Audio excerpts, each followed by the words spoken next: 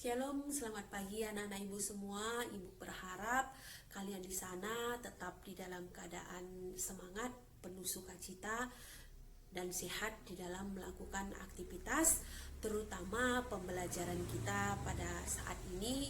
Walaupun di semester ini kita masih tetap melakukan pembelajaran jarak jauh ataupun pembelajaran daring secara online. Namun walaupun pembelajaran kita secara online tidak mengurangi semangat anak-anak kami untuk belajar. Ya, perkenalkan, nama Ibu adalah Ibu Astuti Brusubakti. Ibu membawa pelajaran sejarah Indonesia, di mana nanti apabila anak-anak kami ada yang tidak paham dengan pelajaran Ibu, bisa tanya ke Ibu ataupun bisa langsung beri pertanyaannya tersebut melalui aplikasi yang kita gunakan. Ya, demikianlah perkenalan Ibu pada pagi hari ini. Kalau ada yang dipertanyakan bisa nanti langsung lanjut untuk dipertanyakan. Ya, materi kita pada pagi hari ini yaitu mengenai perebutan mutiara dari timur ataupun bagaimana proses masuknya bangsa Eropa sampai ke Indonesia. Untuk anak-anak kami semakin memahami pelajaran yang Ibu terangkan, bisa di bukunya dilihat halaman 6. Ya, di sini kita akan pelajari bagaimana proses masuknya bangsa Eropa ke Indonesia ataupun latar belakang sehingga bangsa Eropa sampai ke negara kita. Yang pertama yaitu berkembangnya ilmu pengetahuan, merupakan faktor yang utama menyebabkan bangsa Eropa melakukan penjelajahan ke beberapa benua, akhirnya sampai ke Kepulauan Hindia atau kita sebut dengan Kepulauan Nusantara. Ya, yang kedua yaitu jatuhnya Konstantinopel ke tangan Turki pada tahun 1453. Ya, apa itu Konstantinopel? Konstantinopel merupakan pelabuhan yang sangat besar, di mana Konstantinopel tempat penjualan rempah-rempah. Karena Konstantinopel jatuh ke tangan Turki, jadi pengiriman rempah-rempah di sini terhambat, menyebabkan harga rempah-rempah di Eropa menjulang tinggi. Itulah yang menyebabkan faktor kedua, bangsa Eropa akhirnya mencari sumber rempah-rempah tersebut.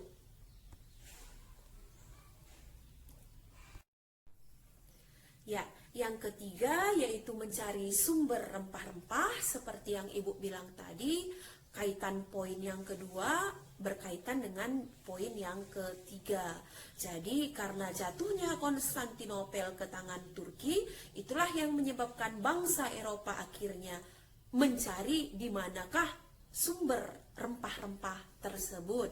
Yang keempat yaitu jiwa petualangan, dan yang kelima yaitu membuktikan bahwa bumi ini bulat, dan yang keenam yaitu semboyan 3G, gold, glory, dan gospel. Yang ketujuh yaitu melanjutkan perang salib.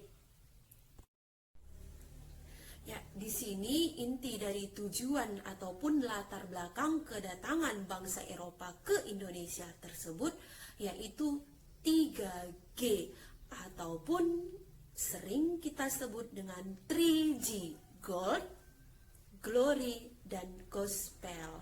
Apakah itu maksud dari tujuan gold? Kalau anak-anak kami sudah membaca buku paketnya, pasti sudah tahu kan? Tujuan gold adalah tujuan kedatangan bangsa Eropa ke Indonesia untuk mencari kekayaan seperti emas dan hasil rempah-rempah. Yang kedua yaitu tujuan gospel. Gospel merupakan tujuan bangsa Eropa ke Indonesia untuk menyebarkan agama Nasrani. Dan yang ketiga yaitu tujuan glory. Apa itu tujuan glory? Tujuan untuk memperluas wilayah kekuasaan ataupun ingin menguasai wilayah-wilayah yang ada pada saat itu. Inilah inti tujuan tujuan kedatangan bangsa Eropa ke Indonesia. 3G, 3G, Gold, Glory, dan Gospel. Oke, setelah mendengar penjelasan bagaimana proses ataupun tujuan masuknya bangsa Eropa ke negara kita, sekarang Ibu ingin melanjutkan materi kita, yaitu negara apa saja yang menjelajah ataupun akhirnya menjajah ke negara kita. Yang pertama yaitu negara Portugis, yang kedua yaitu negara Spanyol, yang ketiga yaitu negara Belanda, dan yang keempat yaitu negara Inggris.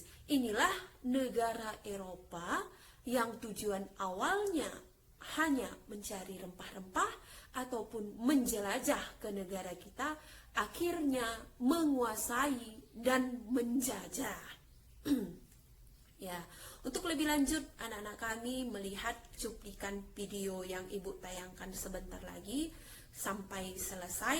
Setelah itu kalau ada nanti yang ingin dipertanyakan ataupun yang tidak dipahami, silahkan hubungi Ibu secara langsung. Ya, selamat melihat video tersebut. Terima kasih.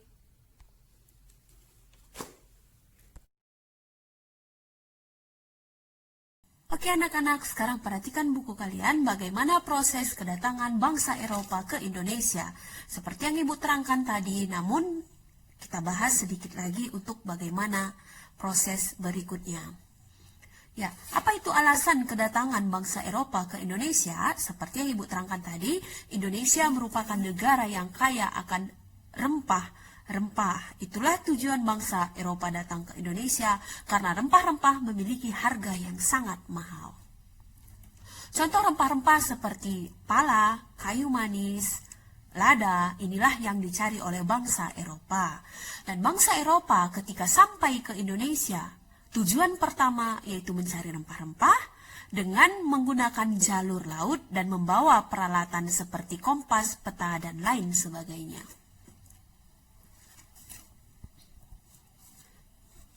Dari tujuan untuk semata-mata mencari rempah-rempah dan menjual rempah-rempah, akhirnya bangsa Eropa memiliki misi 3G, 3G, Gold, Glory, dan Gospel.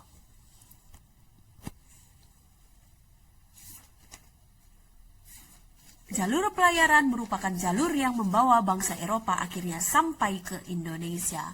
Yang pertama yaitu negara Spanyol. Orang Spanyol merupakan pelopor dalam pelayaran dan penjelajahan samudra untuk menemukan dunia baru setelah Christopher Columbus berhasil menemukan benua Amerika pada pelayaran pertamanya tahun 1492. Magellan mengambil jalur yang telah dilalui oleh Columbus. Setelah terus berlayar, Magellan dan rombongan mendarat di ujung selatan benua Amerika, yang kemudian tempat tersebut dinamakan Selat Magellan, dan sekarang Magellan kita sebut dengan Filipina. Yang berikutnya yaitu Portugis. Bartolomeus Dias, ia melakukan pelayaran mencari daerah timur dengan menelusuri pantai barat Afrika. Pada tahun 1488, Bartolomeus Dias dan rombongan mendarat di ujung selatan benua Amerika, yang kemudian tempat tersebut diberikan nama Tanjung Harapan.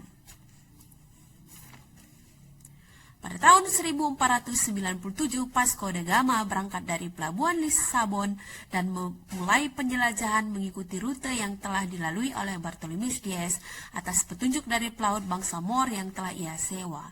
Setelah singgah di Tanjung Harapan, ia dan rombongan melanjutkan perjalanan dan berikutnya yaitu Alfonso de Albuquerque, merupakan panglima angkatan laut terbesar pada masa itu.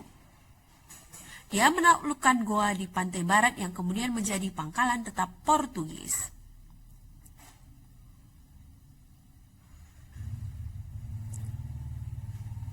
Inggris.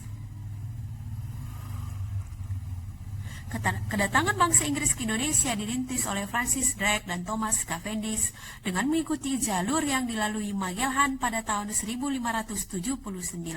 Francis Drake berlayar ke Indonesia.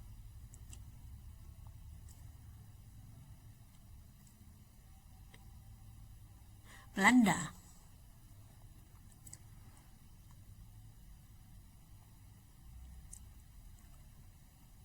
Cornelis de Houtman mengambil jalur laut yang sudah biasa dilewati pelaut Portugis hingga pada tahun 1597 Cornelis de Houtman dan armadanya berhasil mendarat di Kepulauan Nusantara yaitu Banten.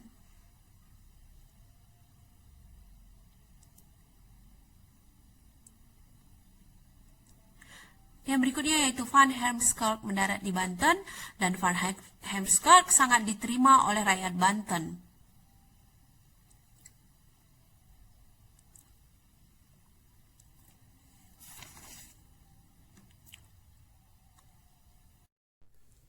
Di sini anak-anak kami setelah melihat cuplikan tayangan video yang Ibu putarkan barusan, Ibu yakin dan percaya anak-anak kami semakin paham mengenai materi yang sudah Ibu terangkan. Ya, Ibu memberikan 2 tugas di dalam pelajaran kita. Yang pertama yaitu jelaskan proses masuknya bangsa Eropa ke Indonesia. Yang kedua, buatlah berupa tabel tentang penjelajah-penjelajah yang datang ke Indonesia. Oke, sekianlah tugas dari Ibu dan penjelasan materi dari Ibu. Apabila ada yang kurang atau tidak dipahami, silahkan hubungi ke WA Ibu. Terima kasih.